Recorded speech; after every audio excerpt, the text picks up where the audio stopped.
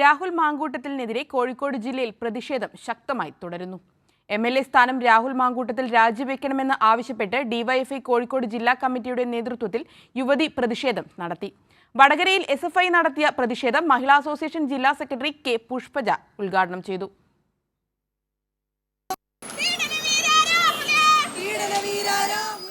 സ്ത്രീപീഡന ആരോപണ വിധേയനായ പാലക്കാട് എംഎൽഎയും കോൺഗ്രസ് നേതാവുമായ രാഹുൽ മാങ്കൂട്ടത്തിനെതിരെ സംസ്ഥാനത്തുടനീളം പ്രതിഷേധം അലയടിക്കുകയാണ്. ഇതിന്റെ ഭാഗമായാണ് ഇടത് വിദ്യാർത്ഥി യുവജന സംഘടനകൾ കോഴിക്കോട് ജില്ലയിലെ വിവിധ പ്രദേശങ്ങളിൽ പ്രതിഷേധ പ്രകടനം നടത്തിയത്.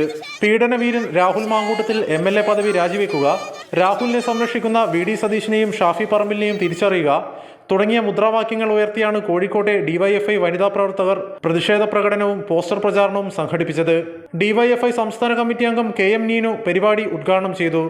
യൂത്ത് കോൺഗ്രസിന്റെ അധ്യക്ഷ സ്ഥാനത്ത് നിന്ന് മാറ്റി നിർത്തുന്നതും കോൺഗ്രസ് പാർട്ടിയുടെ എല്ലാ സംവിധാനങ്ങളിൽ നിന്നും സസ്പെൻഡ് ചെയ്യുന്നതുമെല്ലാം അവരുടെ ആഭ്യന്തര കാര്യം. പക്ഷേ ഇവിടെ ഡിവൈഎഫ്ഐക്ക് പറയാനുള്ളത്, രാഹുൽ മാങ്കൂട്ടം ഇപ്പോഴും ജനപ്രതിനിധിയായി പാലക്കാടിന്റെ എംഎൽഎ ആയി തുടരുകയാണ്. അത് തുടരാൻ വേണ്ടി ഡിവൈഎഫ്ഐ അനുവദിക്കില്ല.